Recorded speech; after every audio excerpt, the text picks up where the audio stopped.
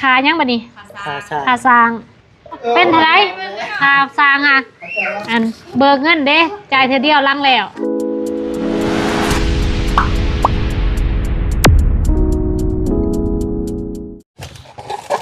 สบายดีพี่น้องเขาตั้งหากสู่ซองทิปแชนอลได้เพียงมันขึ้นหนาอย่างมึนตอนนี้ทิปอยู่ที่โรงเรียนปฐมบ้านน้องทีพี่น้องหลังจากที่ว่าบ่ได้มาหรือว่าบ่ได้อัปเดตโดนและพี่น้องเนื่องจากว่าตอนนั้นเนาะในบ้านแล้วก็ลูกบ้านเพิ่นพากันฆ่าเกี่ยวเขาหลังจากเกี่ยวเขากับงานบุญประเพณีบ้านนั้นบ้านนี้ต่อเนื่องมาเลยก็เลยบ่ทันได้อันมาพี่น้องแต่ว่าตอนนั้นปลายปีเนาะตอนปีใหม่นะได้สั่งหินสั่งทรายมาเลยพี่น้องไปพอบานมายืนได้เลยมีได้หินทรายที่สั่งมาเนาะอย่างละโหลดสั่งมาเมื่อประมาณวันที่27บอกที่สั่ง27เดือน12นี่แหละเพิ่นส่งมาประมาณเพิ่นส่งลังกันน่ะประมาณ1หรือ2อาทิตย์นี่เนาะจึงได้ส่งนั้นอันผู้ส่งก็ค่ามื้อนี้เฮาสิมาประชุมพี่น้องหลังจากสรุปรายจ่ายครั้งก่อนตอนไปสั่งอลูสิงนะยอดเงินก็จะเหลืออยู่เหมือนกับ960 บาทหลังจากนั้นก็ได้สั่งหินสั่งทรายยางละโหลดเพิ่นขายคู่นึง6,500,000กีบประมาณ 10,000 บาทฉะนั้นเงินตอนนี้ก็จะเหลืออยู่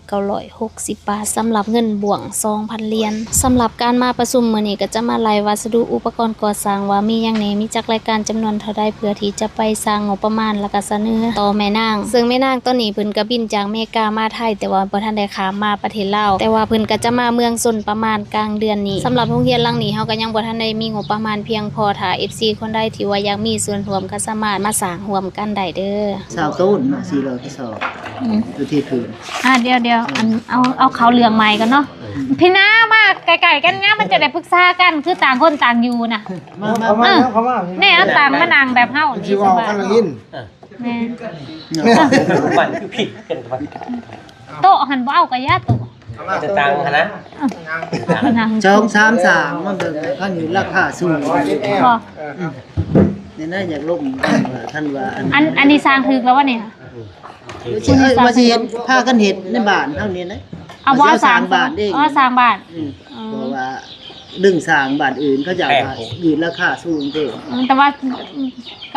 ก็เป็นอีหยังติบ่ได้สมัครเรียนแต่ว่าโรงเรียนอันนี้จักห้องก็5 ห้องซ้อนเป็น6บ่5 ห้องซ้อนเนาะ5 ห้องซ้อนเป็น6บ่หรือหาเลยบ่หาเลยหาวาง5 ห้องแม่เป็น5 ห้องโรงเรียนเท่าไหร่น้องที่เนาะโรงเรียนที่กำลังสร้างใหม่ตอนนี้แม่นมีทั้งหมดอยู่5 ห้องซึ่งเป็นห้องเรียนตั้งแต่ชั้นป .1 ฮอดชั้นป .4 และก็ห้องเรียนอนุบาล1ห้องส่วนป .5 หันล่ะจะได้ไปเรียนอยู่โรงเรียนแซงเจริญ1นักเรียนทั้งหมดในตอนนี้มีอยู่ประมาณ58คนรวมทั้งโรงเรียนประถมและก็อนุบาลสำหรับขนาดของโรงเรียนความกว้าง6 เมตรห้องนึงยาว7 เมตรทั้งหมดมี5 ห้องยาวทั้งหมดแม่น35 เมตรถ้ารวมทั้งระเบียงก็จะเป็น8 คูณ 35 เมตรสูงอยู่2 เมตร 80 2 เมตร 80บ่โอเคบัดนี้อันยาว8 คูณ 10 8 คูณ 35ยาว2 เมตร 80เนาะอันมันมีประตูนี่จะอันหาบ่ประตูนี่ห้าเขาเลยฮะต้องหาอันก็ต้องบ้านหาบ้านประตูหาวงกบประตูหาจนเป็นนำโหลดวงกบประตูอย่างละ5วงกบมันยังบ่ได้ไล่ซ้ำอีกเนาะมันนี่อันน่ะปองเยี่ยมได้บัดนี้15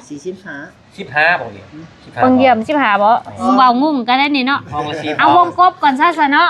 อันน่ะเป็นวงกบมันวงกบมันทั้งนี้หัน10ทั้งนี้หาเป็น15วงกบบ่นะคะ15อันละบ้านมันอันหนึ่งมี3 อัน3 อันคูณ15เป็น35เป็น35พอบ้านนี่สิมาใส่เลยบ้านปองเยี่ยมแม่นจดเด้อพ่อบ้านพอบ้านช่วยแล้วเขียนพ่อบ้านแล้ว45บ่45อันบ้านผับประตูหน่อยพวกบ้านผับเนาะ90อันบ้านผับอันละ2บ่90บ้านผับก็ล็อกก็9045ยวงใส่บ่45ก้อนบ้านใหญ่นี่10 อันดึงกันบ่ดึงกันบ่ย่างกันเนาะแม่นเลยทางหามันเทิงแม่ทำเจ้าแล้วก้อนบ้านเดียวก็3 อันหรือว่าอีหยัง 45คือกันแล้วกันนี่ ตัวบอลเอาคายมันจับไป จับ 45คือกัน อีหยังน่ะนะบ่ได้เอิ้นยวงแล้วง่วงจับบ่ ง่วงจับนี่ก็เข้าสิ บ่ได้ไล่วะ 45 40 อันแนวละ2ได้ อันเดียว อันเดียวอันอยู่เขาอยู่ออก ข้างใน ถูกแล้ว เนาะ 45 45เนาะง่วง นั่นแหละบ้านพับอันน่ะอีหยังนี้บ้านพับประตู บ้านพักประตูใหญ่ กะหาเนาะ แม่ โมและ15 15 15แล้วตัวละ3อันตัวละ3อัน บ่ ตัวใหญ่ในบ้านประตูทางเขานี่นะ อีหยังมันก็อันบ้านพับ นั่นแหละ เท่าไหร่ก็ 15 15อันเนาะง่วงจับก็15 ตัวใหญ่ง่วงจับ5อัน 5อัน เอาใส่กระแจแล้วมันแม่นว่าอันง่วงได้ตัวใหญ่กระแจเลย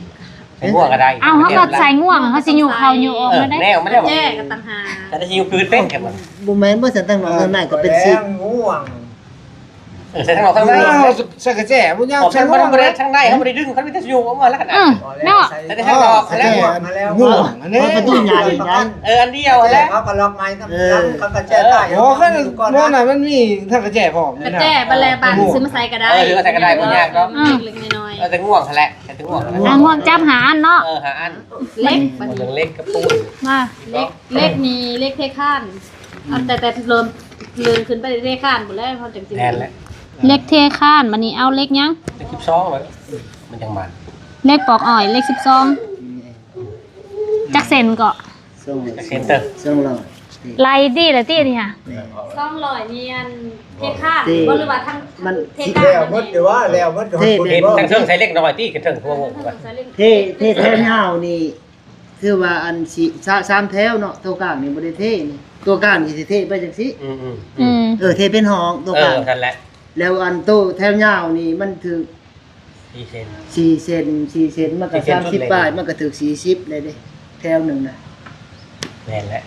แถวหนึง40หลาย40 มันถึง เพราะว่ามัน35และตัวนี้ก็40อันนี้ก็40 เดี๋ยวอันเฮา เซนหนึ่งคลิปซ้อง ต้นนี้นี่บ่ได้เทเห็นบ่เทก็ต้อง3แถวเห็นบ่ 3แถว 3แถวแต่ต้นนี้บ่ได้เทแต่ว่าเทเป็นห้อง เป็นห้องเฮียน คันเป็นหอ คันวัดไล่ดีแล้วบ่ได้ไล่ขึ้นเด้ นี่อันนี้ลายเผือแล้ว อันเล็ก12เนาะ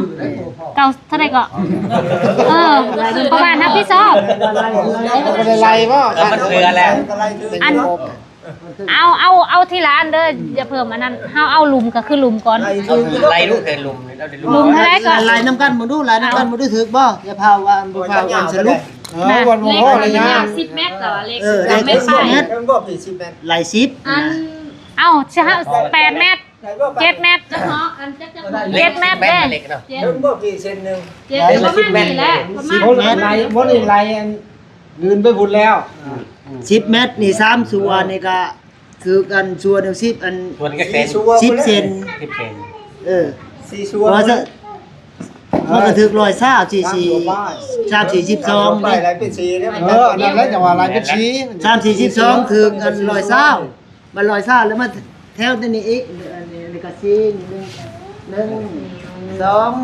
3 4 5 4ชัว 6 ตัด 6แถว 6 4 24 ตัวนี้มันเทิงโลดตัวนี้ 64 มันตัดแล้ว ไหลเพื่อแล้วอันนี้นะเพราะว่า แต่ว่าเล็กตัวนี้เป็น เล็กลุมนี่ แล้วก็อันแล้วบัดนี้เทข้านบัด เล็ นี้ กตีนคาด เทข้านเอาเล็กอันนี้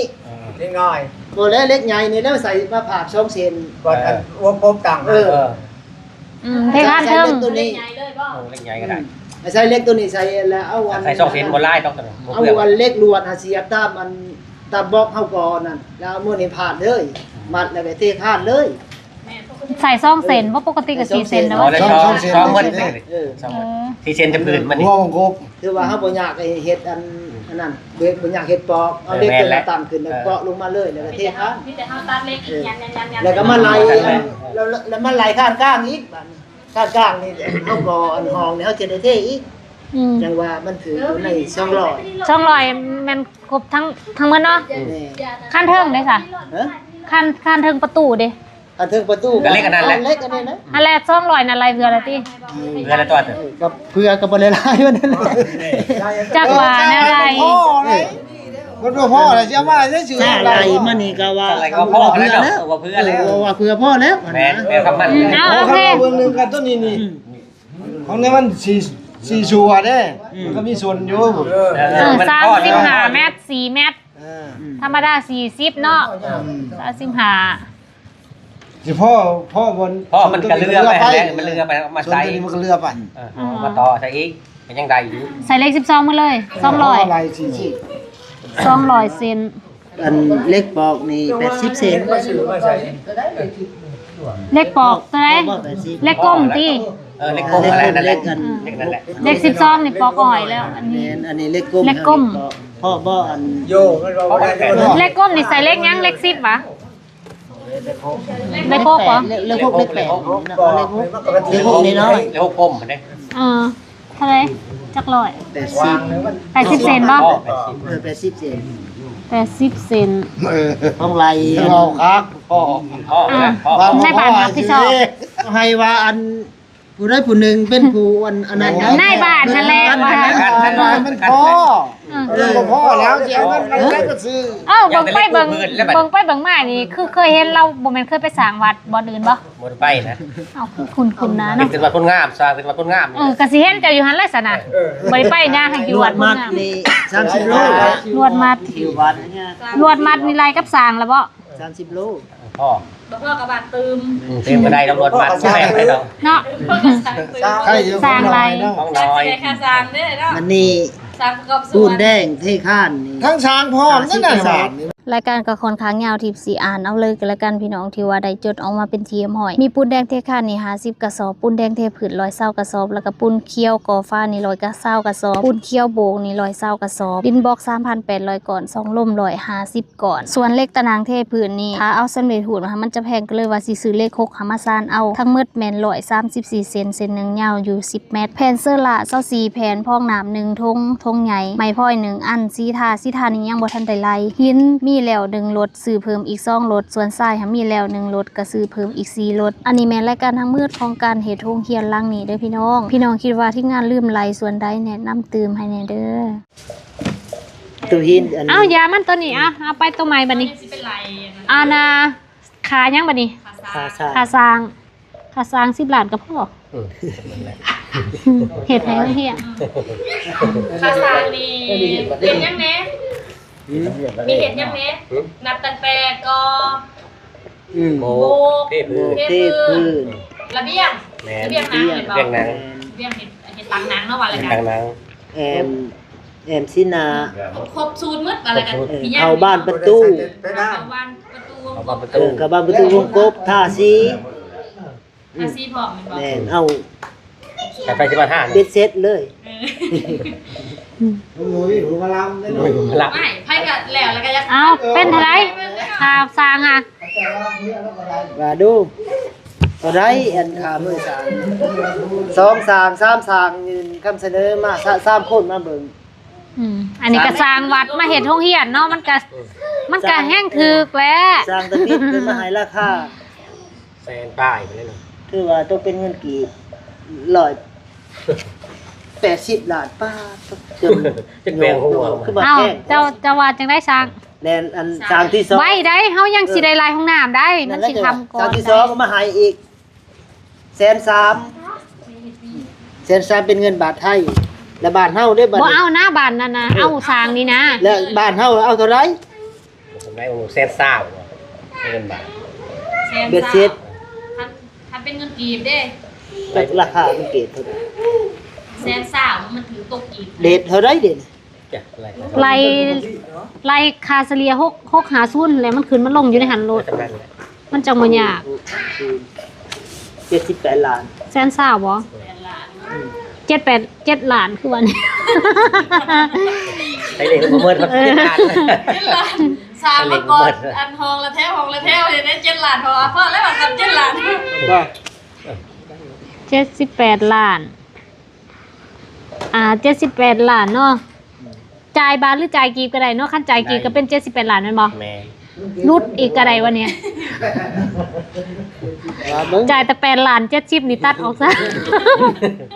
เล็กสู้มันจะเมิดเนาะ เอาเลข7มันน้อยเด้อเนี่ยเอาเลข8ทันไว้ เล็กเป็นถือขึ้นไปแล้ว อันเบิกเงินเด้จ่ายเธอเดียวลังแล้ว ไอ้ที่เดียวแรกแล้วพุ่นแหละเอาบ่แล้วบ่ได้เอาแล้วเกิด นั่นก็ดีคือกันเนาะ มันก็หมดแล้วแบบเอาเงินหมดแล้วขี้คร้านเลย แม่ถ้าเงินมืดแล้วก็เบี่ยงมาห้องมาแห้ง ผมให้มันเมื่อยพอแต่เงินเฮ็ดเมื่อย โอ้ยกำหนดเหตุนี้จะเลื่อนบัดนี้ เดือนป้ายอยู่แล้ว เดือนป้า อะไร ย ประมาณว่า เปิดใจมือเซ็นสัญญาเลยนะไปเดือนป้ายเนาะ 50วัน มีจักคนนี่ลูกมือนี่สางมีคนเดียวบ่ กัน6คนพุ่นเลย โอ้6 คนเนาะ สิเอาอยู่ในห้องคน สร้างกันหมดแล้วโอ้ยมีแล้วหมู่โอ้ย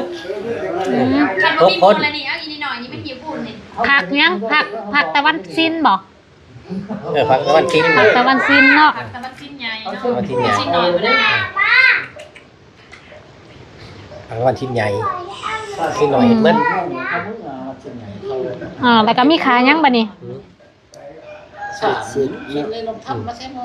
มันระบายเลยที่เขาได้บัดนี้ มาผู้แข่งเนาะ ที่ นี่ นี่เขาสิไล่ต่างหากบ่หรือว่า เอ้าสิรายได้บ่นี่บ่จือว่าเท่าไรตอนนั้น มีแต่ว่า ได้สางเคยใส่นี่เท่าไรนี่สางจักทาง มันถ่าลายปานนี้มันถ่ายสไตล์ถึงสิ อ่าน คือบางวิดีโอเก่าเพราะว่า โอเคผ่านตัวนี้ไปตัวใหม่ ทำกำลังดี ครับบ้านนี้ ประมาณเดียว เอ้ามืดอันนี้ห้องน้ำเอาห้องน้ำแต่ว่าต้นนี้เฮาเอาราคานี่ไปเสนอก่อนเด้อแต่ว่าเฮาบ่ทันได้นั้นเพราะว่าต้นนี้เฮาบ่ทันมีงบหันนะ แม่น เพราะว่าทางพุ่นน่ะเพิ่นก็อยากได้งบประมาณนี่ว่ามันเท่าใดสิซอยก็บ่ฮู้ว่ามันจำนวนเท่าใดแล้วมันค่าอยู่ทางเฮานี่เฮาต้องเฮ็ดไปเสนอเพิ่นเนาะหลังจากนั้นไปเสนอเพิ่นแล้วว่าจังได๋แล้วเฮาค่อยตกลงกัน แม่น ในราคานี่ก็ค่อยว่ากันไปเอาห้องน้ำมันนี่ยานมันสิคำเด้ ห้องน้ำว่ามึงดู ห้องน้ำนี่เบิ่งดูผู้หญิงอันนี้อย่างน้อยก็ต้อง4ห้อง 4ห้อง แต่ว่าคนบ่ได้หลายเด้เนาะคนบ่ได้หลายเอา2ห้องยิงใส่ก็ได้ แต่ว่าเฮ็ดเอาขวดแล้วแน่ 4ห้อง เพราะว่าเพราะว่าเฮาเบิ่งตามจำนวนนักเรียนบ่ได้หลายเด้ เห็นบ่ลาย เด้ออันตัวนี้ก็เนาะเอา3ห้องซะแต่นั้น 3ห้องบ่ เผื่อไว้เนาะมันก็บ่มี ในคู่ห้องหนึงเนาะ ในคู่ห้องนึง เพื่อมีงานเนาะโอเคพอดีงาม ใช่พอดีงาม แต่ว่าคัน4ห้องนี่ใหญ่โพดนักเรียนน้อย สำหรับวัสดุอุปกรณ์ห้องน้ำนี่ก็สิมีเสา4ต้นสูง3เมตรหนา12ประตูนี่มี3อันหนา70คูณ200วงกบ3อันดินบล็อก414ก้อนซองลมแม่น15ก้อนป้านผับเก่าอันไล่ก่อน3อันงวงจับ6อันหินทรายแนวละครึ่งรถท่อห้องน้ำฟรี101เซน PVC 18 6เซนของงอ3อันกอกน้ำ3อันโฮวิด3อันของงอ18 3อันเกี่ยวใน18 3อันเทป5อัน3ทาง18 3อันอ่างล้างมือ2อันแหวน2อันกอกล้างมือ2อันปูนแดง10กระสอบปูนเขียว20กระสอบทาง3อันโอ3หน่วยเรียบร้อยแล้วพี่น้องเอ้ย เอาเป็นผ้า เป็นคุณพานี้จักแฟนจังซี่บ่คิดว่า สิเอาสปอร์ตแต่อันที่เป็นห้องพักเนาะ แม่นเฮาก็ประหยัดไป เป็นห้องว่าแต่สัวตัวนั้น แล้วไปเฮาก็ กุมภานี่เฮาบ่ได้ซื้อบ่ทางบ้านซื้อ บ้านฮับดีไม้กุมภาแล้วก็ดินพงพื้น แทน ดินพื้นบ้าน สี ฮับ ตัวนี้ก็4 8 12 16 16แผ่น16แผ่นเทไปเป็นทีละห้องเนาะก็ดีคือกันเฮาก็บ่ได้เปลืองหลาย รวมบ้านแล้วก็เลย มันก็ถึงอยู่หลานไป พี่แล้วคุณกับตะกอน ผู้ใดได้สิมาหับเฮ็ดนํกัน ตัวใด เอาละสีเขามาหับเฮ็ด ผู้ใดเฮ็ดว่าเฮ็ดหลายคนเฮ็ดก็ดีคือกันแล้วไว้ หับตัวนี้ มื้อนี้ก็ถือว่าได้มาไล่วัสดุอุปกรณ์ก่อสร้างแล้วก็ค่าสร้างพี่น้องค่าสร้างหันเพิ่นว่าแสนเศร้าก็ประมาณ78ล้านส่วนห้องน้ำหั่นนะละแม่นจะบริจายเพราะว่าห้องน้ำหั่นนะถ้าเฮ็ดหลังโรงเรียนแล้วละแม่นเฮ็ดฟรีเลยจะบ่ได้มีค่าสร้างส่วนที่บ้านรับผิดชอบแน่ก็จะมีไหมกุมภาแล้วก็ที่ดินเอาเขามาทมเวลาที่ว่าเฮาก่อค้านอีหยังหันนะประมาณนั้นพี่น้อง สำหรับเวียกมื้อนี้ก็ได้วัสดุอุปกรณ์ก่อสร้างรายการแล้วก็สิไปสอบถามราคาแล้วก็สิได้เสนอราคาให้แม่นางแล้วก็จังเป็นขั้นตอนการก่อสร้างต่อไปพี่น้องพุ่นแหละได้งบประมาณมาจึงว่ากันสำหรับโครงเรียนหลังนี้ก็งบประมาณบ่ทันได้มี บ่ทันได้พองบ 2,000 เหรียญได้มากก็เหลือ960 บาทเนาะตอนนี้ถ้าพี่น้องถ้าได้ที่ว่าอยากมีส่วนร่วมในโรงเรียนเนาะที่กระบอกเขาเราบุญ ก็สามารถสมทบกันได้เด้อพี่น้องสำหรับตอนนี้ทีมงานก็สิเดินทางกลับแล้วเจอกันใหม่ในคลิปหน้าพี่น้องสบายดี